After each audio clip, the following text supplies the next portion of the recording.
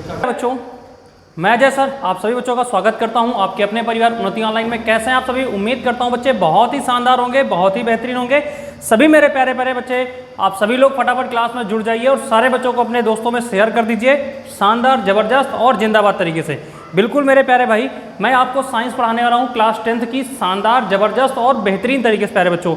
और दूसरी बात मैं आप सभी से बच्चों से कहूँगा कि भाई देखिए, पिछली क्लास अगर जिसने नहीं देखी है एक बार देख लीजिएगा। मैंने आपके 10th क्लास में केमिस्ट्री की क्लास स्टार्ट की, जो कि पहला चैप्टर आपका है रासायनिक अभिक्रियावाद, ठीक है ना। तो इसको बच्चे आप लोग अच्छे से समझिएगा, बेहतरीन तरीके से समझिएगा, मज़ा फुलाने वाला है। दूसरी और इम्पॉर्टेंट फैक्ट मैं आप सभी को बता दूं बच्चों कि आपकी क्लासेस जो भी रहा करेंगी वो मंडे टू फ्राइडे रहा करेगी, ठीक है ना। मंडे टू फ्राइडे, सैटरडे और संडे ऑफ रहेगा। संडे सैटरडे में हम लोग स्पेशल इवेंट लेकर के आएंगे पूरी टीम के साथ में, आपको ज़बरदस्त तरीके से चीज़ों के बारे में बताएंगे आप सभी को, ठीक है ना। कैसे पेपर देना है फिर उसी आप क्लास में समझेंगे, कैसे कैसे हम लोग बात करेंगे। उसमें पूरी टीम आपके साथ मिलेगी, पूरी उन्नति टीम आपको मिलेगी वहाँ पर, ठीक है बच्चों।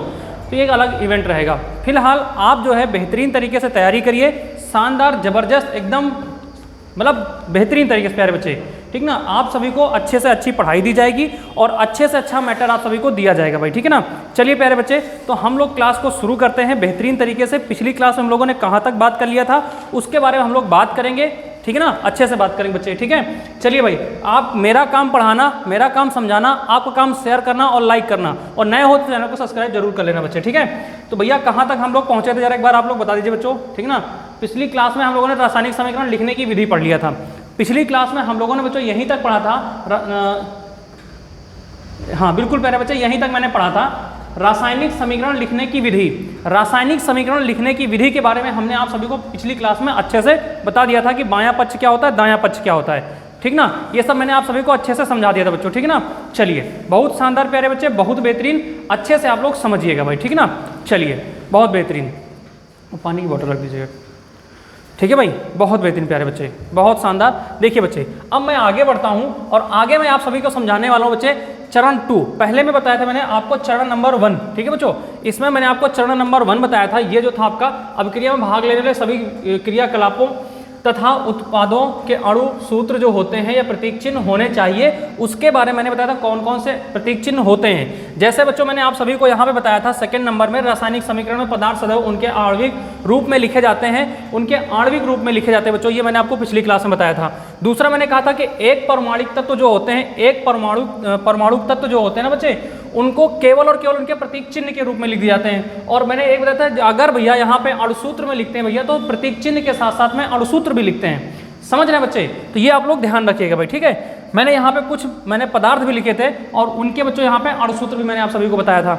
आइए आगे बढ़ते हैं मेरे प्यारे भाई, आज आगे बढ़ते हैं चरण नंबर 2 यहाँ पे पढ़ते हैं। शानदार, जबरदस्त और जिंदाबाद तरीके से बच्चे, संतुलित रसायन समीकरण लिखना क्या होता है बच्चे। देखिए 9th की क्लास में आप सभी ने पढ़ा होगा द्रव की अविनाशकता का नियम बच्चों, ठीक ना। 9th की क्लास में आपने पढ़ा होगा द्रव की अविनाशकता का नियम, लॉ ऑफ जो भी है भाई, इसके बारे में पढ़ लीजिए, थोड़ा इंग्लिश हमारी कमजोर है, हाँ भाई, इसको आप लोग ध्यान दीजिएगा बच्चे, ठीक है ना।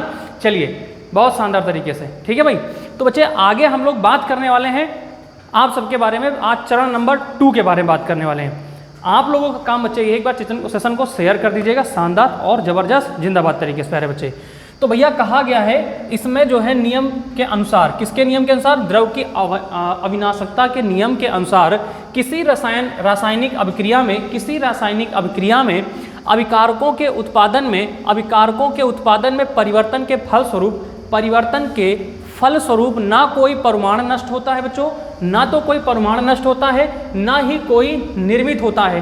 कहने का मतलब बच्चों ये है, जो अणु की अविनाशकता का नियम, द्रव्य की अविनाशकता का जो नियम बच्चों है ना, इसमें यह कहा गया है कि भाई ना तो कोई नया अणु आप पैदा कर सकते हो, ना ही कोई नया अणु नष्ट होता है, मतलब पुराना नष्ट नहीं होता, ना ही कोई नया बनाया जाता है। समझ रहे हैं? जैसे कि आपको एक उदाहरण देता हूँ, मैंने पिछले क्लास का ही मैंने उदाहरण दिया है और फिर उदाहरण दे रहा हूँ। पिछली क्लास में मैंने आपको बताया था कि जैसे मम्मी बच्चों चावल बनाती है, जिसको हम लोग क्या कहते हैं? भात कहते हैं। आप लोग बताओ, जब पानी गर्म रखते हैं बच्चे ना, इसमें जब पानी इसमें गर्म करते हैं बर्तन में, मान लो कोई भैया भगोना है, इसमें बच्चों पानी जब गर्म किया जाता है और फिर इसमें चावल के दाने डाले जाते हैं, तो आप ये बताओ क्या उस चावल के दाने भात में बढ़ जाते हैं क्या भैया?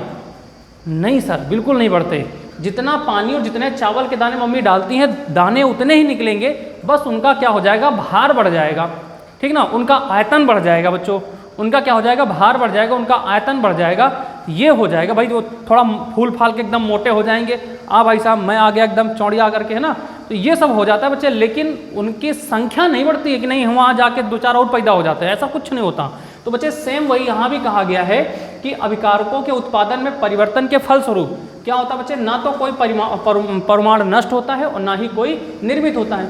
यदि रासायनिक समीकरण के दोनों पक्षों में ऐसा नहीं है, यदि दोनों पक्षों में ऐसा नहीं है, पक्ष मैंने कल भी बताया था कि एक बच्चों क्या होता है, बायां पक्ष होता है, जैसे हम लोग कॉपी लेकर के बैठे हुए हैं, मान लीजिए हम लोग कॉपी लेकर के बैठे हुए बच्चों, ठीक ना, हम लोग कॉपी लेकर के ऐसे बैठे हुए हैं, ठीक है, और मान लो मैं ऐसे पढ़ा रहा हूँ, तो बच्चे आप ध्यान रखिएगा जिधर आपका मुख है आपकी कॉपी की ओर, वही आपका बायां है, ये बच्चों आपका क्या है, दायां है, ध्यान रखिएगा, ये आपका क्या है, बायां है, और ये बच्चों क्या आपका दायां है, ठीक है, ये दायां बायां सीखना।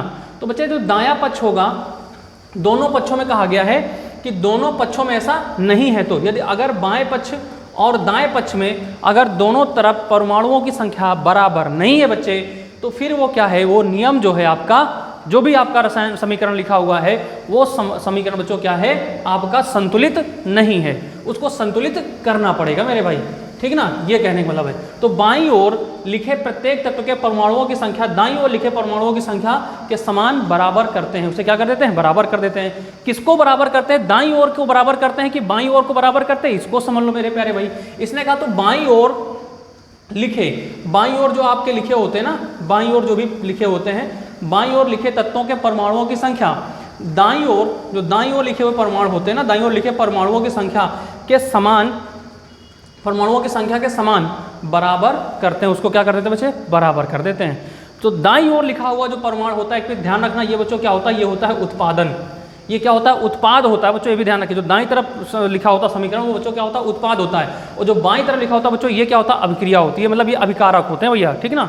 चलिए आगे की बात करते हैं भैया, यहाँ पे ध्यान से समझिए बच्चों, ठीक ना, ए भाई हीरे जो जा, आगे देखते हैं। ऐसे रासायनिक समीकरण जिसके दोनों पक्ष बाईं तथा दाईं ओर में प्रत्येक तत्वों के परमाणुओं की संख्या बराबर होती है, संतुलित रसायन ना कि समीकरण कहलाती हैं। संतुलित रासायनिक ना कि समीकरण, संतुलित रासायनिक कहलाते हैं, ना कि वो समीकरण कहलाते हैं, ठीक है ना, ये कहने का मतलब ये है। अतः स्पष्ट है कि द्रव्य की अविनाशकता के नियम को संतुष्ट करने के लिए रासायनिक समीकरणों को संतुलित किया जाता है। किसको संतुलित किया जाता है, नियम को संतुलित किया जाता है, तो रासायनिक समीकरण कहलाता है बच्चों।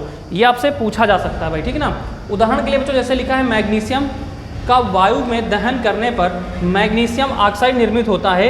इस अभिक्रिया के ढांचा जो समीकरण है बच्चों ना, इसको आप लोग समझिएगा क्या कह रहा है, इस समीकरण को आप लोग समझिएगा बच्चों। जैसे आपका यहाँ पे लिखा हुआ है Mg, बच्चों यहाँ पे क्या लिखा है, Mg+O, यहाँ बच्चों क्या लिखा है, Mg+O लिखा हुआ है। Mg+O का मतलब बच्चों क्या होता है, Mg+O2 लिखा, सॉरी Mg+O2 लिखा हो बच्चे।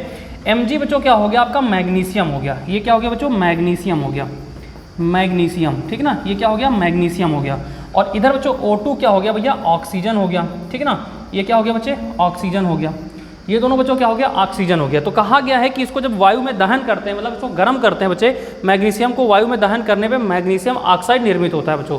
क्या निर्मित होता है, मैग्नीशियम ऑक्साइड निर्मित होता है बच्चों। कैसे निर्मित होता है, MgO बराबर क्या होता है भैया, MgO, ये बच्चों क्या होता है, निर्मित होता है। ये मैंने यहाँ पे लिख दिया था ऑक्सीजन, इसको आप लोग समझ लीजिएगा, ये बच्चों क्या होता है, निर्मित होता है। अब आप बताओ भैया, इधर लिखा है MgO2 लिखा है बच्चों, और यहाँ पे जो मैग्नीशियम ऑक्साइड बना जा करके ये बच्चों क्या बना, MgO बना, MgO। तो क्या बच्चों ये संतुलित समीकरण है क्या, इसकी पहचान कैसे करोगे बच्चों। देखो यहाँ पे Mg हो गया मैग्नीशियम, O2 हो गया ऑक्सीजन। ऑक्सीजन के बच्चों दो परमाणु हैं, लेकिन यहाँ पे एक ही परमाणु लिखा हुआ है। इसका मतलब बच्चों क्या है, इधर बैलेंस है भाई, ऐसे वो पुष्पा वाला हाल हो गया, देखा ना, पुष्पा का ऐसे उठा हुआ था ना, वही हो गया इधर, लेकिन इस बार थोड़ा ऐसे उल्टा हो गया, ये पुष्पा बन गया भाई, झुकेगा नहीं साला, समझ रहे ना, तो झुकेगा ये भी नहीं साला, क्या झुकेगा। जब भाई इधर आपके पास दो ऑक्सीजन हैं, दो ऑक्सीजन के दो परमाणु, तो भाई इसको क्यों आप एक दे रहे हो, तो ये भी कह रहा है भाई मैं झुकेगा नहीं साला, मुझे भी बराबर करना है, मुझे भी क्या करना है, बराबर करना है। आइए बच्चों आगे देखते हैं कैसे बराबर करते हैं इसको, समझ रहे हैं, आइए इसको। अच्छा दूसरा एक चीज़ और देख लीजिएगा बच्चों यहाँ पे, फिर आगे हम बताते हैं। रासायनिक समीकरणों को संतुलित करना किस तरीके से बच्चों संतुलित करते हैं। रासायनिक समीकरणों को संतुलित करने के लिए निम्नलिखित 4 विधियां हैं। पहली जांच एवं त्रुटि विधि से है, आंशिक समीकरण विधि से है, संयोजकता की विधि है और आयनिक समीकरण विधियां, ठीक है ना, ये है। तो बच्चों हम लोग यहाँ पे पढ़ेंगे आयनिक समीकरण की विधियां, केवल हम लोग इसी का, क्योंकि आपकी जो क्लास है क्लास 10th में बच्चों यही विधि दी गई है, फर्स्ट ईयर और सेकेंड ईयर में इसके आगे की विधियाँ दी गई हैं, समझ रहे हैं। तो हम इसके बारे में पढ़ेंगे, शेष विधियाँ आगे के हम पढ़ेंगे। अब एक क्रियाकलाप दे रखा बच्चों, इसमें देखिए ध्यान से देखिएगा क्या दे रखा है। जैसे बच्चों यहाँ पे दे रखा है Zn, यहाँ बच्चों क्या दे रखा है Zn प्लस बच्चों इसमें दे रखा है H2। देखो यहाँ पे थोड़ा सा लिखा हुआ सही था लेकिन वो गलत लिखा है, यहाँ पे देख लीजिएगा H2SO4, H2SO4। और बच्चों ये जब उत्पाद बनेगा जाके ना, तो ये क्या बनेगा ZnSO4, ठीक ना, SO4 प्लस बच्चों H2, क्या बना जाके H2। ये आपका बच्चों क्या लिखा है, एक समीकरण बना हुआ है, ठीक ना भाई, ये क्या है आपका एक समीकरण है। अब इसको कैसे आप लोग सही करेंगे, कैसे इसको संतुलित करेंगे, ये आप लोग देखिएगा भाई, ठीक ना बच्चों। ये इसको आपको क्या करना है, संतुलित करना है। यहाँ पे देखिए बच्चों Zn का मतलब होता है जिंक। जिंक बच्चों इधर है, जिंक यहाँ भी है, इसमें ना तो इसका भी एक परमाणु है और यहाँ भी एक परमाणु है। H2 के बच्चों 2 परमाणु है, यहाँ H2 को 2 परमाणु दे दिए गए हैं। SO4 में S के 1 परमाणु है, O के 4 परमाणु है, यहाँ भी S के 1 परमाणु है और O के 4 परमाणु है। तो इसका मतलब बच्चों ये तो संतुलित है, ये भैया क्या है, ये संतुलित है। लेकिन आगे देखते हैं कि इसको संतुलित कैसे कर सकते हैं, इसके तरीके हम लोग जानते हैं। तो यहाँ बच्चों देखिएगा, ये मैंने कुछ बच्चों NCERT जो बुक है आपकी ना, मैंने कहा ना NCERT से हम लोग पढ़ाएंगे, तो NCERT का थोड़ा सा मैटर लिया हुआ है, इसको आप लोग ध्यान से देखिएगा। समझ में आ रहा आप सभी को कि नहीं आ रहा? अच्छा एक सेकंड देखिए, थोड़ा ब्राइटनेस कम करवाते हैं तो आपको शायद समझ में आ जाए, ठीक है ना। और नहीं आ रहा बच्चों तो हम बता रहे हैं, आप लोग परेशान बिल्कुल ना हो, ठीक है भाई। चलिए थोड़ा सा ब्राइटनेस कम कर दिया गया है, अब बच्चों आपको समझ में आएगा। और जहाँ नहीं समझ में आएगा ना बच्चे, हम वहाँ पे हैं आपको बताने के लिए, ठीक है भाई, वहाँ पे बताने के लिए हम हैं आपके। देखिए प्यारे, यहाँ बच्चों जो अभी आपने देखा था ना जिंक वाला, उसको देखिए बच्चे, यहाँ पे Zn लिखा हुआ बच्चों, Zn लिखा हुआ है। Zn के बच्चों क्या हो गया, देखिए ये लेफ्ट हैंड साइड लिखा हुआ है इधर, यहाँ पे लेफ्ट हैंड साइड। अगर किसी के पास NCERT बुक है तो ठीक है, नहीं तो मैं बच्चों टेलीग्राम चैनल पे पूरी बुक, ये पहला चैप्टर वाइज भेजूंगा, ध्यान रखना।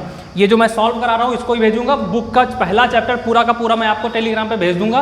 और शायद मेरे टेलीग्राम चैनल पे पढ़ा भी है, आप लोग बच्चों सर्च कर लीजिएगा टेलीग्राम पर, यूपी बोर्ड डालिएगा, UPBOARD, यूपी बोर्ड क्लासेस। अच्छा आगे एक चीज़ डाल लीजिएगा उन्नति, ठीक ना, उन्नति यूपी बोर्ड क्लासेस, ये आप लोग टेलीग्राम पे डालेंगे बच्चे वहाँ पे। अच्छा मैं टेलीग्राम इसलिए बच्चों ज्वाइन कराता हूँ आप सभी को, या हमारी टीम ज्वाइन क्यों कराती है बच्चे, इस चीज़ को ध्यान रखिएगा। टेलीग्राम इसलिए ज्वाइन कराया जाता है बच्चों कि वहाँ पे बच्चों आपको जो पहले की अगर कोई PDF पड़ी हुई है ना, वही बच्चों क्या हो जाती है, मिल जाती है आप सभी को, ठीक ना, वही मिल जाती है, ठीक है। चलिए ध्यान रखिएगा, लेफ्ट हैंड साइड और ये राइट हैंड साइड बच्चों। लेफ्ट हैंड मतलब बच्चों दायां साइड और बायां साइड। अच्छा मैं पहले यहाँ पे लिख दे रहा हूँ समीकरण को, Zn बच्चों यहाँ पे क्या था भाई, Zn था, उसके बाद बच्चों Zn H2SO4, ठीक ना, H2SO4, Zn H2SO4, ये बच्चों आपका समीकरण लिखा था। अब इस समीकरण को कैसे संतुलित किया जाएगा, वहाँ संतुलित करके दिखाया गया, लेकिन अब मैं यहाँ दिखा रहा हूँ कैसे संतुलित किया जा रहा है, ठीक ना भैया। तो Zn का मतलब हो गया बच्चों जिंक, ठीक ना, Zn का मतलब हो गया जिंक। जिंक का बच्चों यहाँ पे कोई भी नहीं तो एक परमाणु है, यहाँ पे लेफ्ट हैंड साइड बायां पक्ष ये हो गया। अब बच्चों एरो का निशान लगाएंगे, इधर जो बनेगा राइट हैंड साइड यानी दाहिने साइड में, तो बच्चों दाहिने साइड में वो बनेगा जो उत्पाद होता है, जो क्या होता है, जो उत्पाद होता है वो दाहिने साइड में बनता है, ठीक ना। अब यहाँ पे उसके बाद H बच्चों हो गया, H का जो परमाणु है वो 2 है, देखिए H के परमाणु कितने दे रखे हैं, 2 दे रखे हैं। उसके बाद बच्चों S के परमाणु जो दे रखे हैं यहाँ पे सोडियम के, वो 1 दे रखा है, और A के बच्चों यहाँ पे क्या दे रखा है, 4, यहाँ क्या हो गया बच्चे, 4 हो गया, ठीक ना, ये ध्यान रखिएगा। अब आगे देखिएगा बच्चे, यहाँ पर क्या कह रहा है, राइट हैंड साइड में बच्चों यहाँ भी एक ही है, 2 है, 1 है, 4 है। इसका मतलब बच्चों जो आपने देखा ना, यहाँ पे भी मैंने दिखाया ना आपको कि यहाँ बच्चों जो बना हुआ है, मैंने कहा ना कि ये संतुलित समीकरण है बच्चों। ये क्या है, ये संतुलित समीकरण है, इसकी जांच की गई थी, बस केवल यहाँ पे जांच की गई, क्योंकि भैया इधर भी परमाणु एक ही है, इधर भी यही लिखा था Zn H2SO4, ठीक ना, लेकिन यहाँ पहले कर दिया गया था Zn SO4 प्लस H2 कर दिया गया था, यही कर दिया गया था। तो कुल मिलाकर के यहाँ पे जो परमाणु इधर दिए गए वही परमाणु यहाँ पे हैं, ऐसा कोई दिक्कत नहीं है। तो बच्चों ये क्या है, आपका संतुलित परमाणु है। लेकिन मेरे प्यारे भाई आप लोग समझिएगा, एक समीकरण यहाँ पे दिया है, शायद ये आप सभी को दिख रहा हो बच्चे, नहीं दिख रहा है मैं आपको यहाँ पे दिखाने का प्रयास करता हूँ बच्चों। यहाँ पे दे रखा है Fe बच्चों प्लस H2O, उसके बाद बच्चों नया उत्पाद जो बनेगा बच्चों ना, वो यहाँ पे दिया है Fe3, ठीक है ना, O4 और बच्चों उसके बाद H2, क्या दे रखा बच्चों H2, और H2 को बच्चों प्लस के बाद लिखा गया, कोई ऐसा इशू नहीं है, ठीक है ना, ये लिखा हुआ है, ठीक है भाई। एक बार जरा H2 है, सॉरी, प्लस H2 बच्चों, ठीक है ना। एक बार सर देखिए दिख रहा है क्लियर कि नहीं दिख रहा है जो लिख रहा हूँ मैं? हाँ बिल्कुल प्यारे बच्चों दिख रहा है, कोई दिक्कत नहीं, ठीक है ना। तो देखिए भाई आगे समझिएगा बच्चे, ठीक है ना। अब इसको समीकरण को संतुलित कैसे करेंगे। रासायनिक समीकरण को संतुलित करने के लिए सबसे पहले प्रत्येक सूत्र के चारों ओर एक बॉक्स बना दीजिए। जैसे बच्चों ये लिखे हुए ना, इनके आगे पीछे आप क्या करिए, बॉक्स बना दीजिए। यहाँ बच्चों क्या कर दिए, ऐसे बॉक्स बना सकते हो, जितने भी लिखे हुए हैं ऐसे ऐसे करके इनके सबके बॉक्स बना दीजिए, ठीक है भाई। तो अगर इनके हम लोग बॉक्स बनाएं बच्चों, तो अलग अलग हम करके अगर बॉक्स बना रहे हैं, तो मैंने एक बॉक्स में बच्चों बना दिया क्या, एक बॉक्स में लिख दिया बच्चों Fe, ठीक है, और एक बॉक्स में बच्चों हमने लिख दिया H2O, क्या लिख दिया बच्चों H2O, और फिर बच्चों उत्पाद की तरफ भी दोनों तरफ लिखना है आपको Fe3O4, ये मैंने लिख दिया। फिर बच्चों यहाँ पे लिखना है हमको H2, क्या लिखना है बच्चों H2 लिखना है, ठीक है, ये लिख दिया। अब उसके बाद चरण नंबर 2, ये चरण वाइज चीज़ें दे रखी हैं, इसलिए चरण वाइज मैं आपको समझा रहा हूँ बच्चे। चरण 2 पे क्या करोगे, असंतुलित समीकरण में उपस्थित विभिन्न तत्वों के परमाणुओं की संख्या की सूची बना लीजिए। अब इधर बच्चों क्या है, जितने परमाणु दे रखे हैं उन परमाणुओं की क्या करिए, सूची बनाइएगा आप अलग अलग करके। जैसे Fe में कितने हैं, H में कितने हैं, O में कितने हैं, फिर उसके बाद आगे इधर समीकरण मिलाएंगे आप लोग। जैसे बच्चों Fe में दे रखा है 1 समीकरण है, H में कितने दे रखे हैं, ठीक है ना बच्चे, H के कितने परमाणु संख्या है, 2 है। उसके बच्चों O में कितने हैं, 1 है, ठीक है ना। अब इधर उत्पाद में आएंगे, तो उत्पाद में अगर आप लोग देखो बच्चों, तो यहाँ पे क्या दे रखा भाई, यहाँ पे दे रखा है Fe3, ठीक है ना भाई। इसको थोड़ा अच्छे से लिख दे रहे हैं, यहाँ पे शायद आप बच्चों को ना दिख रहा हो, इसको मैं यहाँ पे स्पष्ट रूप से लिख दे रहा हूँ बच्चे, Fe3O4, ठीक है बच्चों यहाँ पे। तो F के बच्चों कितने हो गए यहाँ पे, दाहिने साइड, ये उत्पाद था ना भाई, इधर जाकर के क्या बना है, ये उत्पाद बना है। तो उत्पाद में क्या दे रखा है, F के कितने दे रखे हैं, 3, और H के बच्चों यहाँ पे कितने दे रखे हैं, 2, और O के 1। इधर बच्चों क्या है, O का 1 परमाणु है, यहाँ पे कितने कर दिया गया, 4 परमाणु कर दिए गए। कितने परमाणु है, परमाणुओं की संख्या 4 कर दी गई। अब बच्चों इधर करना क्या है, ध्यान दीजिएगा, जो भैया जितना दे रखा है उससे उतना क्या कर दीजिए, आप गुणा कर दीजिए बस, ठीक है ना। Fe के 1 परमाणु है, दाहिने तरफ कितने हैं, 4 परमाणु हैं, इधर लाने के लिए उतने से आप क्या कर दीजिए, गुणा कर दीजिए, उतने परमाणुओं की संख्या से क्या कर दीजिए, गुणा कर दीजिए, अर्थात उतने परमाणु संख्या इधर भी ले आइएगा, ठीक ना। तो वो क्या हो जाएगा, संतुलित बन जाएगा। देखिए सुविधा के लिए सबसे अधिक परमाणु वाले यौगिक को पहले संतुलित कीजिए, वह अभिकारक हो या यौगिक कुछ भी हो, उससे मतलब नहीं है। Fe3O4 यहाँ पे लिखा है Fe3O4 और उसके ऑक्सीजन तत्वों को चुनते हैं, दाईं ओर से इधर गिनते हैं भैया, ठीक ना। ऑक्सीजन के परमाणु देखिए प्रारंभ में क्या दे रखा है, यहाँ पे परमाणुओं की संख्या कितनी दे रखी है, 1 दे रखी है। Fe की संख्या कितनी दे रखी है, 1 दे रखी है बच्चों H2O में, ठीक है ना। उसके बाद इधर कितना दे रखा है, 4 दे रखा है। यहाँ याद रखना, यहाँ परमाणुओं की संख्या को बराबर करने के लिए हम अभिक्रिया में शामिल तत्वों यौगिक के सूत्रों को नहीं बदल सकते हैं। सूत्रों को नहीं बदलेंगे, केवल उनकी परमाणु की संख्या को क्या करेंगे, बदल देंगे भैया, ठीक है ना। यहाँ बच्चों वही लिखा हुआ है, ध्यान रखिएगा, Fe+4H2O। फिर यहाँ जो उत्पाद बनेगा बच्चों Fe3O4H2 बनेगा, ठीक है। ये क्या बनेगा, H2 बनेगा, इसको ध्यान दीजिएगा। तो संतुलित करने के लिए भैया 4 का गुणज लगा दीजिए। किसमें 4 का गुणज लगाएंगे, आप 4 का गुणज लगा करके 4H2 लिख सकते हैं। क्या कर सकते हैं, 4H2 लिख सकते हैं। जैसे मैंने आपको यहाँ बताया था ना, यहाँ बच्चों बताया था, पीछे वाले में देखो, या आगे कहीं भी देख सकते हो इसको आप क्या कर दीजिएगा, ठीक है ना, वहाँ पे आप गुणा कर दीजिएगा। Fe में बच्चों कितने दे रखे हैं, देखिए मेरी बात ध्यान सुनिए, यहाँ पे इसको गुणा कर दीजिए 3 से बच्चों। H के 2 हैं परमाणु, 2 परमाणु, कोई दिक्कत नहीं है। O के परमाणु 4 यहाँ दे रखे हैं, तो यहाँ भी आप कर दीजिए 4 से गुणज लगा दीजिएगा। अब देखिए सबके परमाणु क्या हो जाएंगे, बराबर हो जाएंगे बच्चों। Fe के परमाणु कितने दे रखे हैं, 3 दे रखे हैं। तो भैया अगली बार जब 3 से गुणा लगा दिया आपने ना, 1 गुणे 3 कर दिया, 3 का नाम 3 हो जाएगा, तो Fe के परमाणु कितने हो जाएंगे, 3 हो जाएंगे बच्चों, ठीक ना। Fe के परमाणु कितने हो जाएंगे, 3 हो जाएंगे। फिर बच्चों उसके बाद क्या था, O था, ऑक्सीजन। ऑक्सीजन का परमाणु वहाँ कितना दे रखा था, 1 दे रखा था, आपने 4 से गुणा लगा दिया। हाँ यहाँ पे 1 दे रखा था, इसके परमाणु आपने 4 से गुणा कर दिया, ये भी हो गया क्या हो गया, Fe3O4, ठीक है। उसके बाद बच्चों आगे आपने क्या कर दिया, यहाँ पे जो आपका भैया लिखा है H के परमाणु यहाँ भी 2 थे, यहाँ भी 2 कर दिया, इस तरीके से आपने कर दिया। अब आगे बच्चों जो आपका समीकरण बनेगा जा करके वो क्या बनेगा, Fe3O4H2, ठीक है ना, ये बन जाएगा आपका समीकरण बच्चे। ये क्या बन जाएगा, ये आपका समीकरण बन जाएगा जो यहाँ पे नीचे दिया भी हुआ है। ठीक है भाई, बात समझ में आ रही है बच्चों? क्या दिया हुआ है यहाँ पे आप लोग देख लीजिए, ये दिया है सबके 4 गुणज लगा करके इसको बना लिया गया। ठीक है, बात समझ में आ रही कि नहीं आ रही? अच्छा, अगला देखते हैं भैया, एक और समीकरण हम लोग यहाँ पे समझते हैं। ठीक ना, एक और समीकरण देखते हैं, ये सब पूरा यहाँ पे समझाया गया है, इसके बारे में कुछ खास आपको ध्यान रखना नहीं है।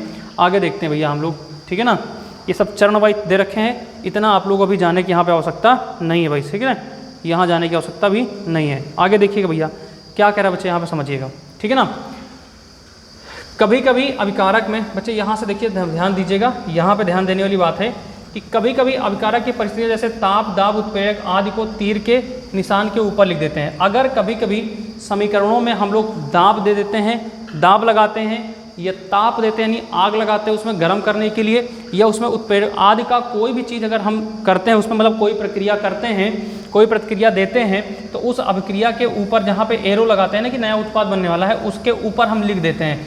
ताप है तो उसको जितने डिग्री सेल्सियस में है या फिर फ़ारेनहाइट में जिसमें भी है आप लोग यहाँ पे लिख देते हैं। दाब जिस प्रेशर से लगा रहे हो उसको लिख देते हैं, उत्प्रेरक है उसको भी यहाँ पे क्या करते हैं हम लिख देते हैं।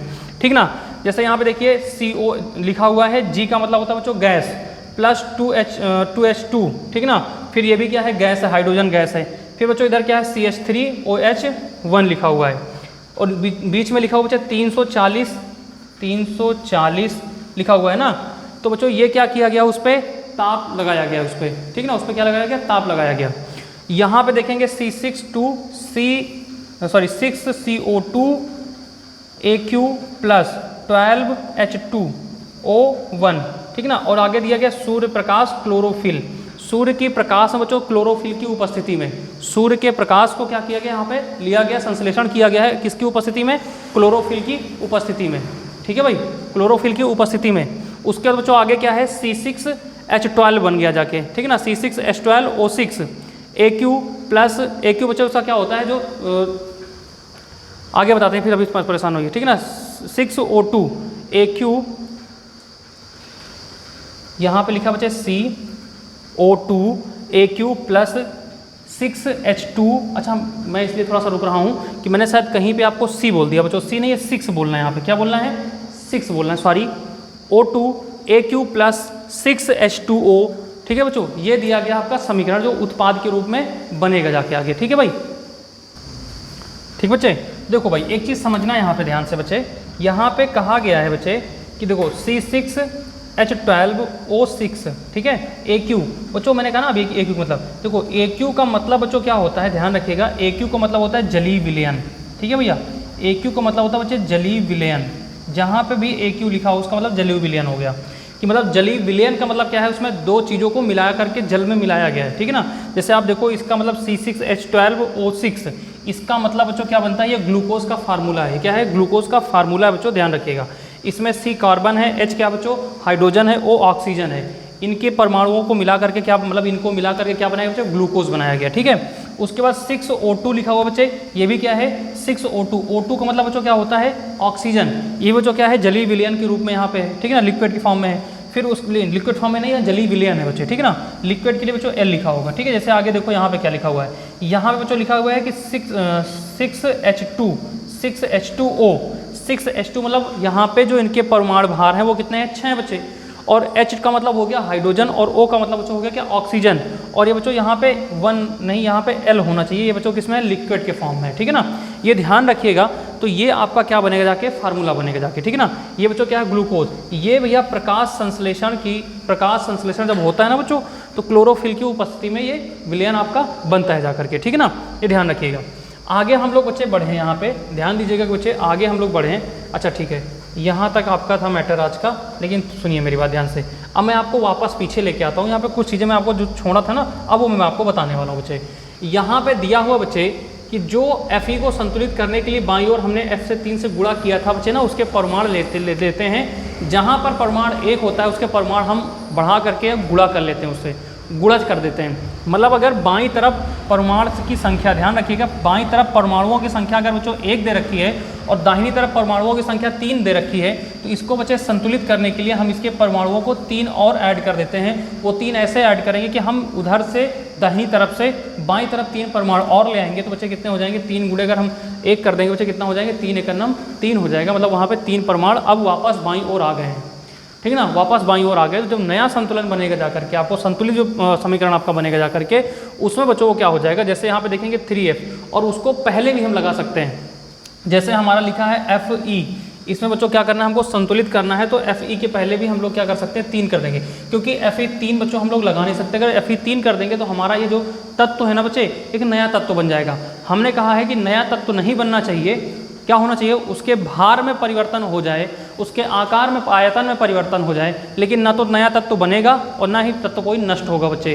तो अगर यहाँ पे Fe3 कर देंगे बच्चे तो ये सूत्र ही चेंज हो जाएगा, ये सूत्र बन जाएगा। पहली बात तो ध्यान रखिएगा, ये क्या हो जाएगा बच्चों, यहाँ पे नया सूत्र बन जाएगा। तो इसके लिए हाँ, जैसे ये चीज़ था इंपॉर्टेंट है कि अगर Fe3 सर कर सकते हैं क्या, गुणा करने पर क्या सर हम जब लिखते हैं समीकरण को तो क्या Fe3 लिख सकते हैं क्या, नहीं बच्चे, ये आपका सूत्र गलत हो जाएगा। नीचे लिखने से सूत्र होता है, तो हम सर उसका कहाँ लगाएं, तो यहाँ लिख देते हैं, परमाणु की संख्या आगे लिख देते हैं बच्चों, परमाणुओं की संख्या क्या करते हैं, आगे लिख देते हैं। तो 3Fe, अर्थात Fe मतलब Fe के जो परमाणु है ना वो कितने हैं बच्चे, 3 हैं। ठीक है, ये बात समझ में आई कि नहीं आई। तो बच्चे कोई भी परमाणु से अब आगे यहाँ तक H2O को भी संतुलित किया गया बच्चों, तो H2 में भी आगे क्या लगा दिया गया, 4 लगा दिया गया। अब अगर H2O4 कर देते बच्चे, तो O4 करने से बच्चों इसका सूत्र चेंज हो जाता। इसका सूत्र क्या होता बच्चे, चेंज हो जाता, मतलब इसका नाम ही बदल जाता। इसलिए बच्चों यहाँ पे ना लगा करके हम पहले लगा देते हैं, ठीक है ना, हम क्या करते हैं, पहले लगा देते हैं। ठीक है भाई, तो ये उम्मीद करता हूँ कि ये चीज़ आपको समझ में आई होगी। अब इसका जो आपका संतुलित मामला था ना कि मतलब समीकरणों को संतुलित करना, ये आप सभी को समझ में आया होगा कुछ बहुत। आपको ध्यान रखना है कि पहले ही लगाना है, सूत्र में नीचे नहीं लगाना है, नहीं नीचे लगाओगे तो नया तत्व बन जाएगा। ठीक है, छोटा सा हम आज की क्लास रखते हैं क्योंकि हम आगे कुछ नया आपको बताने वाले हैं कल, ठीक है ना, समीकरण से रिलेटेड जो भी आपका पहला चैप्टर है ना। तो मिलेंगे आपसे अगली क्लास में। अगर क्लास पसंद आई हो भैया तो एक बार शेयर करिएगा। अगर थोड़ा भी कहीं से समझ में ना आया हो तो एक बार क्लास पुनः भी देख सकते हो आप, ठीक है ना, पुनः देखेंगे तो बेहतर समझ में आएगा। टेलीग्राम चैनल ज्वाइन कर लीजिएगा, हम वहाँ पे आपको इसका PDF भी भेज देंगे, और जो हमारी पूरी चैप्टर की PDF है हम वो चैप्टर वाइज PDF भी आपको NCERT भेज देंगे, आप उसको बेहतरीन तरीके से पढ़ सकते हैं बच्चे। ठीक है, चलिए प्यारे बच्चे, अपना ख्याल रखिएगा, शानदार मस्त तरीके से आप लोग पढ़ते रहिएगा, मौज करिएगा। जय हिंद, जय भारत, गुड नाइट।